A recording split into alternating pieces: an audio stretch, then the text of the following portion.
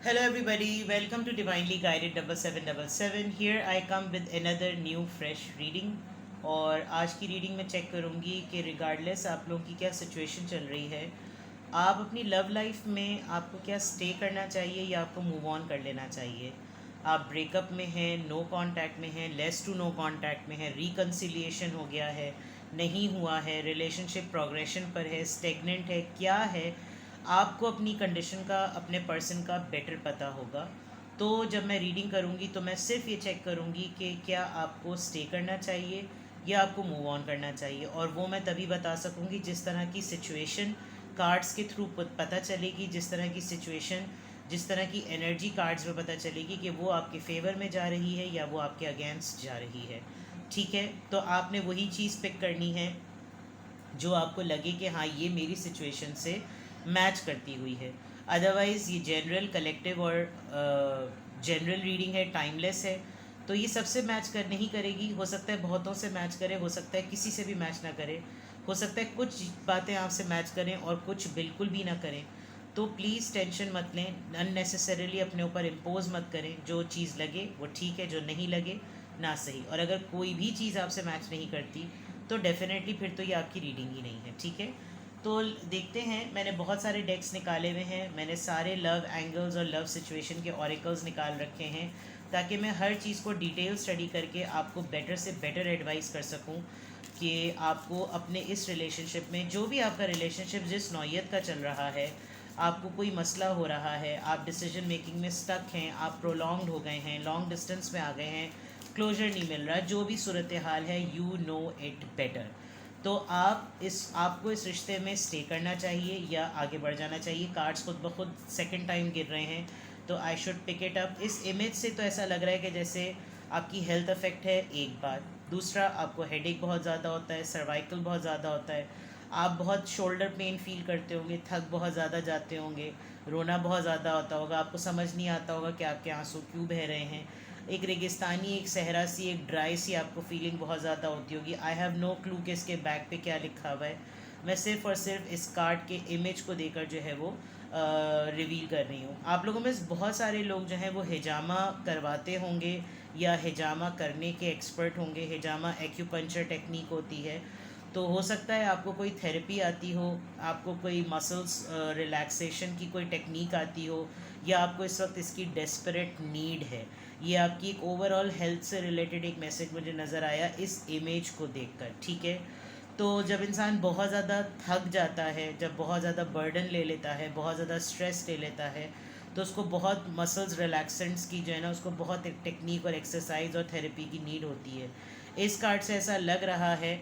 कहीं कहीं मैं इस इमेज को पूरा नहीं दिखा सकती, लेकिन गॉड फॉरबिड, गॉड फॉरबिड, आपको कुछ लोग जो हैं वो उनकी फैमिली में या कहीं सराउंडिंग में कोई कीमोथेरेपी चल रही होगी, किसी का कोई सिस्ट का प्रॉब्लम हुआ होगा, कोई ऐसी भी चीज़ हो सकती है। लेकिन ये सबसे मैच नहीं करेगी, बहुत लेस और लिमिटेड और बहुत रिस्ट्रिक्टेड लोगों से मैच करेगी। आपको खुद अपनी हेल्थ से रिलेटेड कोई ऐसी बात पता चली है कि आपको लगता है कि पर्सन को डार्क में नहीं रखना चाहिए, या आपको अपने पर्सन के मुतालिक कोई हेल्थ से रिलेटेड ऐसी बात पता चली जो आपको लग रहा है कि नहीं, अगर ये चीज़ रिजॉल्व नहीं होती तो फिर कोई क्लोजर या कोई डिसीजन लेने ना चाहिए। आपको ये भी कहीं लग रहा होगा कि आपके पर्सन ही इस फियर में आपके साथ को आपको कोई फ़ैसला ना सुना दे, जबकि आपकी ऐसी कोई इंटेंशन नहीं है। अब मुझे नहीं पता इस कार्ड के पीछे क्या लिखा हुआ है, बट क्योंकि हर कार्ड को टेक्स्ट के थ्रू, लिटरल थ्रू याद करना, मेमोराइज करना मुश्किल है। आपकी रिलेशनशिप की इस वक्त की ओवरऑल एनर्जी चेक करते हैं कि क्या है। If you could do anything, what it would be? The answer dwells in your heart, not in your mind, for the heart is the gateway to the soul. अगर आपको कुछ करना पड़े इस रिश्ते के लिए, तो वो क्या करेंगे आप? इसका जवाब आपके दिल में छुपा हुआ है, आपके माइंड में नहीं है। आप बस, जो मैं रीडिंग कर रही हूँ ना, उसका भी जवाब आपको पता है। अगर आप दिल से फ़ैसला करें तो आपको उसका फ़ैसला मालूम है। अगर आप जहन से सोचेंगे, दिमाग से सोचेंगे, जो कि इंसान हर दिमाग से ही सोचता है, तो आपको एक प्रैक्टिकल आंसर मिलेगा। आप दिल से सोचेंगे तो आपको एक सेंटिमेंटल आंसर मिलेगा, जो शायद आपको पता है। क्योंकि दिल जो है वो असल में वो रास्ता है जो रूह से जाके मिलता है। अब आप बेहतर समझ सकते हैं कि इस पूरे मफहूम में आपको स्टे करना चाहिए या आपको मूव ऑन करना चाहिए। यहाँ पर इस कार्ड के थ्रू मैं आपको यहीं पर छोड़ती हूँ, ठीक है। इसको कार्ड को याद रखिएगा। अब मैं आपकी लव सिचुएशन देखती हूँ कि आपको इस रिलेशनशिप में स्टे करना चाहिए या मूव ऑन कर लेना चाहिए। आपको इस रिलेशनशिप में स्टे करना चाहिए या मूव ऑन कर लेना चाहिए। आपको इस रिलेशनशिप में स्टे करना चाहिए या मूव ऑन कर लेना चाहिए।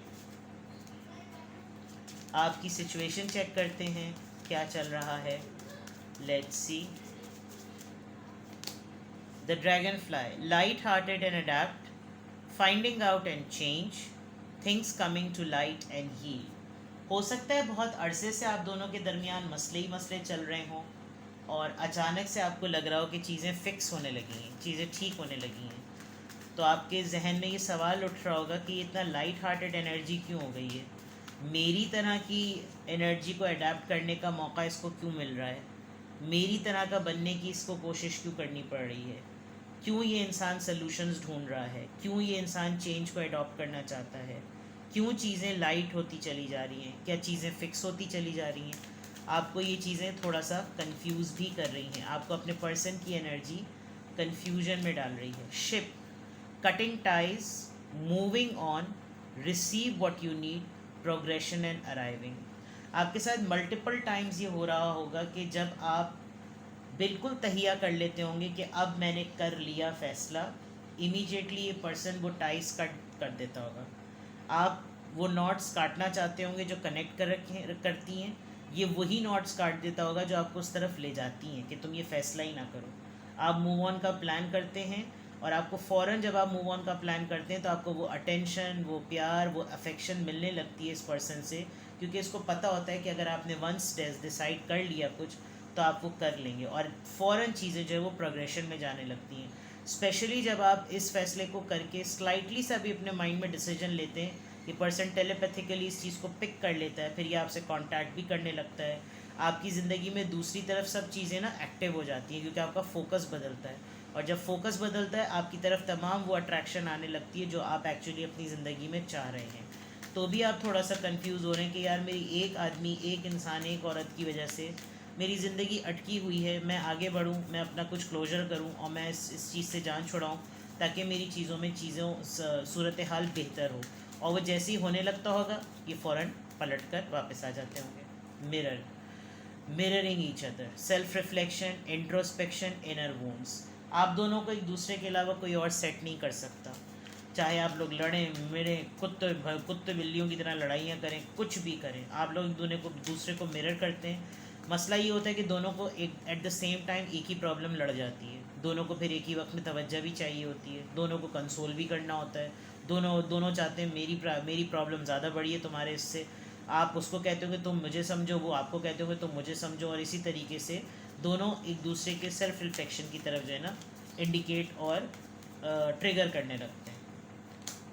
कैमरा, हो सकता है आप लोग दोनों एक दूसरे को थोड़ा टाइम देते भी हो कि चल अब पक्की कुट्टी हुई, अब मैं अपने अपने बाप का नहीं, अगर मैं तेरी शक्ल देखी जज्बाती जुमले जो होते हैं ना, ओ मैंने तुम्हारी शक्ल नहीं देखी, दूर फिटे हूँ, यानी ये लिटरली आप एक दूसरे को बोलते होंगे और फिर दोबारा से आप लोगों के ऊपर पास्ट आपका गलबा हो जाता होगा। पुरानी तस्वीरें देखना, पुरानी यादों को देखना, दोबारा से वो मोमेंट्स विज़िट करना, रील्स भेजना, दुखी आत्मा वाले गाने भेजना, उदासी के इमोजीज़ भेजना, ऐसा भेजना, वो तमाम चीज़ें जो हैं वो एक दूसरे को दोबारा से पास्ट में ले जाती होंगी और फिर नज़रिया बदलता होगा, परसेप्शन बदलता होगा कि ये चीज़ें आप लोगों की लाइफ में इस वक्त डिसीजन पॉइंट ऑफ व्यू से हो रही हैं। आप दोनों की फीलिंग्स चेक करते हैं, आपको मूव ऑन करना है या स्टे करना है, आपकी फीलिंग्स चेक करते हैं। कभी कभी आपके पर्सन आपको ये भी कहते होंगे तुम्हें सिर्फ मुझे तंग करना होता है, इसलिए तुम्हें मुझे ये फ़ैसला सुनाना होता है, वरना तुमने भी कहीं नहीं जाना, मैंने भी कहीं नहीं जाना। ये बात इनको लग जाती होगी बड़े बुरे तरीके से, और इनको होता होगा तुम्हारी ऐसी की तैसी, अब तो मैं पक्का काम करके रहूँगी या रहूँगा, अब तो मैंने तुम्हारे मुँह ही नहीं लगाना। लेकिन बहरहाल जब मिरर कर रहे हैं एक दूसरे को तो फिर मिरर कर ही रहे होंगे। चलिए जी देखते हैं, यहाँ से देखते हैं जनाब।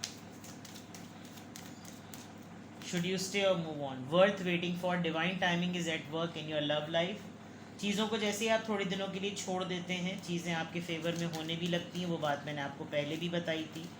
इंसान का बच्चा बन जाते हैं आपके पर्सन, जो ज़रा सा आप इनको तड़ी लगाएं तो, और ठीक हो जाता है मामला। हनीमून, इनको लगता है कि मेरे साथ बस इसका थोड़ा सा वक्त गुजर जाए ना, मैं इसको दुनिया भुला दूँ, मेरे पास थोड़ा सा टाइम मुझे इसको मेरे साथ मिल जाए, ये मुझे कभी कहीं भी नहीं छोड़ के जा सकती, ये मुझे कहीं भी नहीं छोड़ के जा सकता। इस तरह की चीज़ें, इनको बहुत कॉन्फिडेंस होगा इस बात पर कि बस टाइम गुजारने की देर है, इसको मेरे पास आने की देर है, इसको मैं बिल्कुल सब चीज़ें मैं इसको भुला दूँ।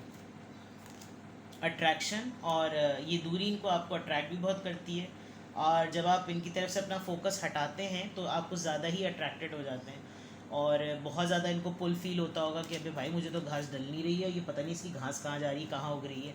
तो ये भी इनको बहुत ज़्यादा फील होता होगा, और यही एक मैनिफेस्टेशन की टेक्निक होती है कि आप अपने आप को बेटर पर्सन बनाएं, not in terms to irritate someone, but I always say कि आपको सबसे पहले अपनी रिस्पेक्ट होनी चाहिए। आपकी अपनी रिस्पेक्ट अपनी आंखों में होगी, आप अपने आप को वैल्यू देंगे, आपके अपने डिसीजन मेकिंग में एम्पावर्ड होंगे। अगला ये समझेगा कि यार मैं, अगला फिर वो टेक्निक लड़ाता है कि ये मुझ पे किस बात पर मुनहसर है, ये मुझ पर किस बात पर डिपेंडेंट है। जब वो उसको लगेगा कि मैं मुझ पर किसी बात मामले में को डिपेंडेंट है ही नहीं, तो फिर वो आपके लिए अर्ज महसूस करेगा। ये चीज़ होती है, यू डिज़र्व लव, सी। और क्योंकि आपको मालूम है अगर आप किसी को इज़्ज़त दे रहे हैं तो उसके अगेंस्ट में आप इज़्ज़त ही चाहते हैं, और आपको अगर वो नहीं मिल रही तो फिर आप क्यों किसी का डोर मैट बनेंगे। ये चीज़ आपको बहुत अच्छी तरीके से पता है, लेकिन जब आप ट्विन फ्लेम जर्नी में हैं तो ज़ाहिर बात है एक ही वक्त में एक प्रॉब्लम दोनों को उठती है, एक ही वक्त में दोनों का टेंशन चाहिए, एक ही वक्त में दोनों की कंप्लेंट भी एक दूसरे से एक ही है, एक ही वक्त में दोनों को हील भी होना है, और एक ही वक्त में दोनों एक दूसरे के कंसोल किए बगैर रह भी नहीं सकते। तो आपने शायद अपना इनपुट बहुत ज़्यादा दिया, रिकन्सिलिएशन की वाइब बहुत स्ट्रॉन्ग है, और ये हमेशा रिकन्साइल होने के बाद आपको कहते होंगे कि मैं वील गेट इंगेज्ड, हम इसको दोबारा से प्रोग्रेशन पर लाते हैं, लेकिन बस थोड़ा सा सब्र करो, मेरे फाइनेंसेस थोड़े से सेटल हो जाएं, मेरे अमाउंट्स मेरे साथ हो जाएं, मेरे फेवर में आ जाए, मेरा थोड़ा सा मेरी सेविंग स्टेबल हो जाए, मेरा बैंक बैलेंस थोड़ा सा स्टेबल हो जाए, मैं फाइनेंशियली थोड़ा स्टेबल हो जाऊँ, देन दिस विल हैपन। ये आपको ख्वाब भी सुनाते होंगे अपने कि जो है मैंने ये प्लान बनाया हुआ है, we'll go out and blah and blah and blah, but most of the time आप लोगों के दरमियान सेपरेशन रहती है, बिकॉज ये सेपरेशन लीड करती है रोमांटिक फीलिंग्स की तरफ।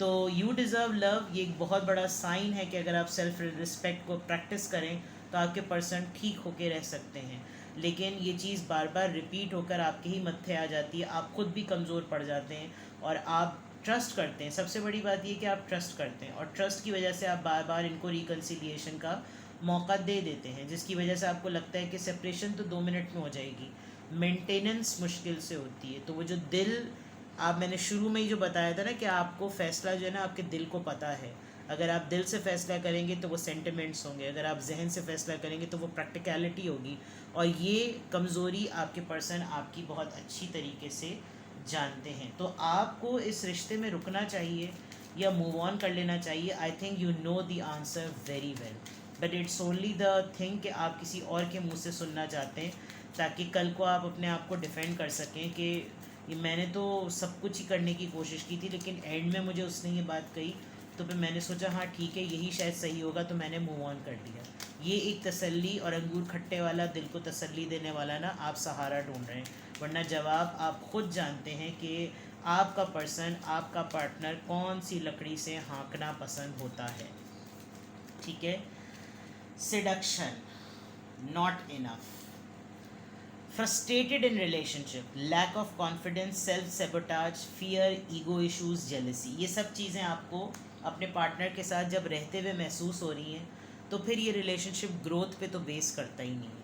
ये रिश्ता फिर किसी और ही चीज़ पे बेस करता है, जिसमें आपको फ्रस्ट्रेटेड महसूस होता है, जिसमें आपको लगता है कि क्यों ऐसा है कि मुझको कमी ही महसूस होती है, या मेरे पर्सन को मैं उसको जितना भी कर दूं उसको कमी ही महसूस होती है, उसको हर वक्त मुझ में कोई ना कोई कमी महसूस नज़र आती है, हर वक्त मुझे उसकी वजह से अपने आप को तकलीफ़ देनी पड़ती है, या तो मुझे डर लगता है या फिर मेरी अना पे बात आ जाती है, और फिर जब अना पे बात आ जाती है तो मुझे इससे जेलसी होने लगती है। हो सकता है ये आपको चिढ़ाने के लिए अपने ऑफिस में किसी कॉलीग का जिक्र, आपकी किसी फ्रेंड का जिक्र, आपकी किसी कज़न की तारीफ़ ख़ास तौर पे करते हो, उनको उनके सामने बड़ी अट्रैक्शन शो करते होंगे, उनके साथ फ्लर्ट करते होंगे, उनको पिक एंड ड्रॉप दे दिया, उसकी बातें कर दी, उसका कुछ सामान ला कर दे दिया जिसमें आपका खून खौल के हाथ में आ जाता होगा, और आपको लगता होगा कि यार ये क्यों मेरे साथ इस तरह कर रहा है, इसका मतलब इसका कहीं ना कहीं और झुकाव भी है। आपने शायद 2-3 दफ़ा ये चीज़ें पकड़ भी ली होंगी, सेल्फ इंटेलिजेंस।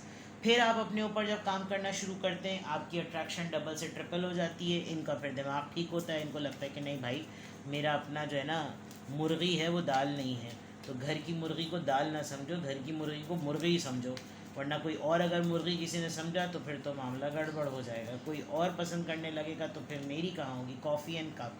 आप जैसे ही इनकी तरफ से अटेंशन हटाते हैं, आपको फ़ौरन कोई अवेलेबल पाकर फ़ौरन ऑफ़र करता है, लेट्स गो समवेयर, चलो यार चलो कहीं घूमने चलते हैं। और इनको ये बातें पता चल जाती हैं, तो इनको इस बात का बड़ा खौफ होता है कि छोड़ना भी नहीं है, साथ रहना भी नहीं है, तंग भी करना है, अथॉरिटी भी शो करनी है, पजेसिवनेस भी है, और सभी कुछ है। तो भाई फिर मैं इस रिश्ते में क्या करूँ, क्या करूँ फिर मैं इस रिश्ते में। The butterfly relationship evolving to the next phase, healing the inner child. हो सकता है इनको पर्सनैलिटी, इनके पर्सनैलिटी इश्यूज़ हों, इनको प्रॉब्लम होती होगी, ट्रस्ट इश्यूज़ होते हैं लोगों को समझ नहीं आता, जब वो रिलेशनशिप में आ जाते हैं तो वो अजीब अजीब सा ना, उनको उनका एक स्लीपिंग बैक्टीरिया जैसे कहते हैं ना, सोया हुआ जरासीम, वो कहीं जाग जाता है, चलो आओ तंग करें, वो वाली बात। Heart with the key, welcoming love, meeting the one, open your heart, getting together,